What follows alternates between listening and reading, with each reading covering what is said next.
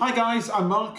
I'm Penny. And we are the Oyster Boys, and today we are going to be reviewing this Velvet Bomber Chocolate Stout from Twisted Wheel Brew Co in Great Sankey in Warrington. We've got some great beers for these as well, haven't we?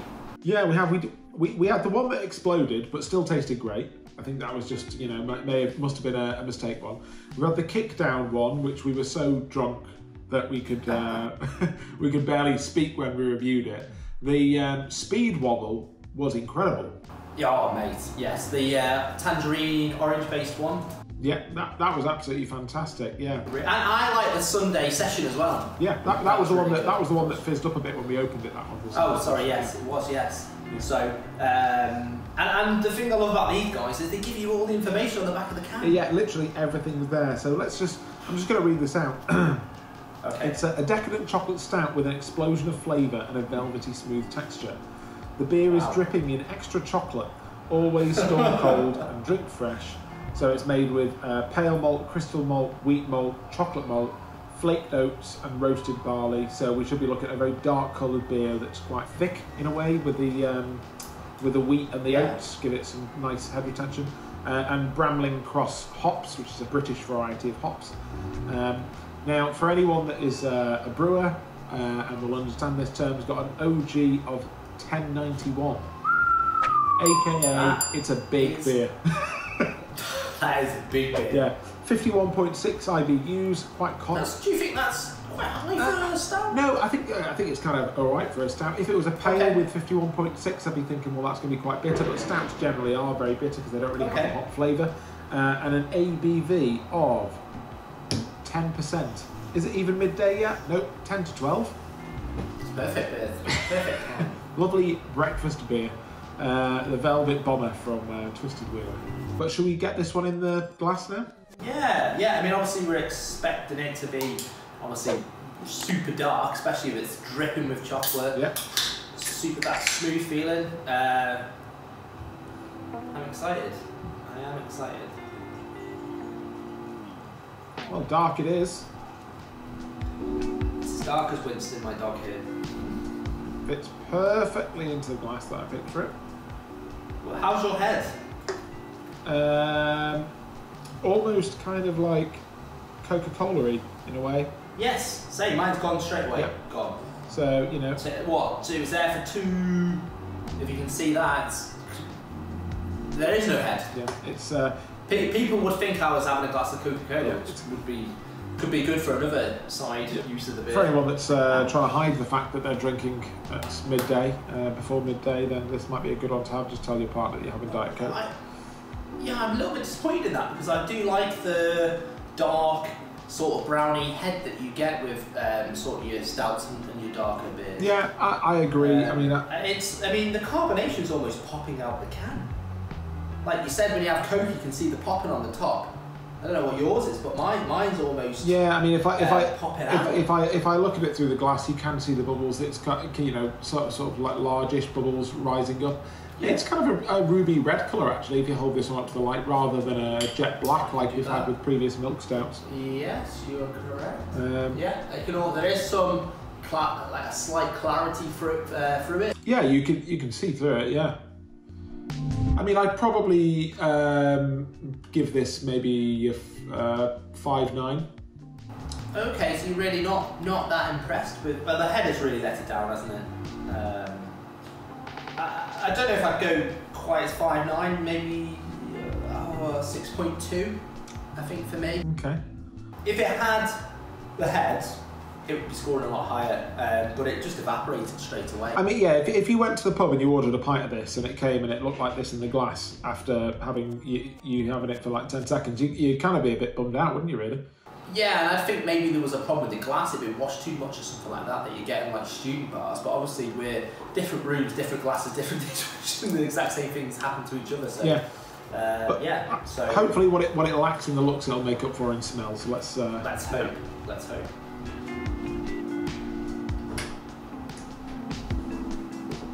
What are you getting?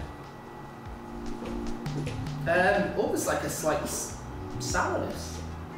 What I'm not getting is the extra chocolate that I've read about. almost like a strong alcohol-y taste. I mean, you'd expect that, wouldn't you, from a 10% beer?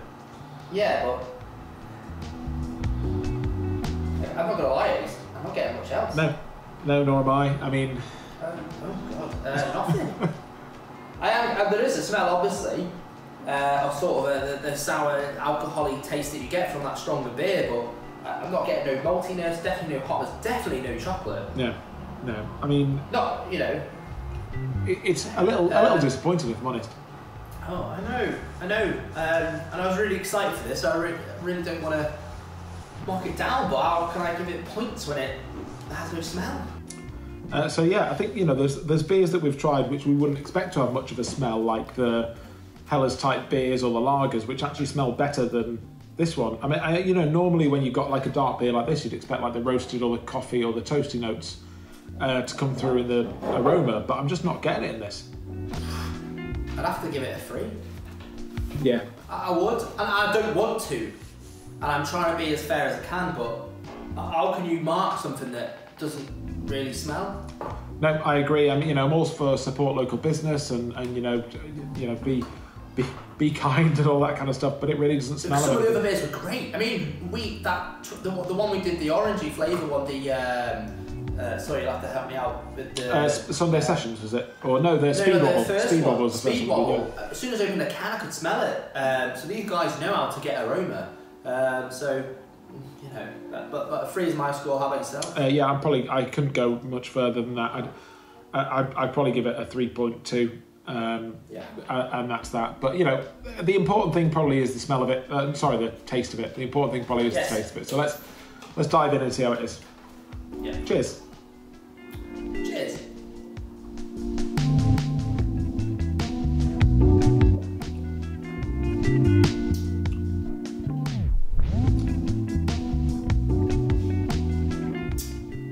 I'm not really getting chocolate. No. Maybe a slight hint of coffee, but it's really sour. Almost like cherries. Yeah, that's like cherry sourness. Yeah, that's I'd agree with that. I mean, looking at at this, what we've got best before August 2021, so we're well within this being a normal to drink shelf life beer. I don't know if something's gone awry with this when they were canning it. But this is not a chocolate stout, and if it is, I don't know if the chocolate made it into someone else's can, because it's not made it into mine. No, I mean, like I say, I really do get a malty aftertaste of it, but it's really sour. Yeah. And it's not what I would expect from. I was expecting it to be smooth. Obviously that really chocolate note, maybe a bit of coffee, but it's just overpowered by pure sourness. Yeah. And when I say sour, I'm not talking like a Florida Vice sour, but that sort of high. It's not even high ABV sourness that I don't really. And even like leaving it to linger, thinking maybe the taste will develop and maybe the chocolate will appear, because I know that with some double chocolate stouts and things like that can happen, but with this one it's just. It isn't. I'm just not getting the chocolate at all. I am getting the sour flavours that you're talking about. It doesn't taste like a 10% stout. You can't. I'm not getting that big alcohol hit, which I thought I would have got, but maybe the sourness is masking that. I don't know. But I don't get much mouthfeel either as well. I'd be interested in what the FG was. Well, I mean, we could work that out if you really wanted to, because it'd be. Yeah, I suppose so. You could, yeah. Yeah. I'll pop it on the screen there, in case anyone is interested. But taste-wise, it's not a good score for me. I'd probably give this a 3.9. I feel really bad. So I can know 10%. It's a lot of it's a lot of effort and stuff like that would have gone into it. But yeah, it's gonna have to be. 4. Yeah, I mean, price-wise though, it's £3.70 for a 330ml can. It is a 10% beer, so there's a lot of grain gone in there to get that. I mean, an OG of 1091, you've got to load up your ton a lot with grain to get there. Value for money, yes, if it was what it said on the can. However, it says it's a chocolate stout. I can't taste chocolate at all. It tastes a bit off. There's no head. It's a bit sour. I wouldn't really rate this on value for money. I would, if it's a pint that I bought in a pub, I definitely wouldn't buy a second one. But we'll come on to that in a bit. But I value for money wise, price wise, I'd probably rate this as maybe a 3. I'd have to.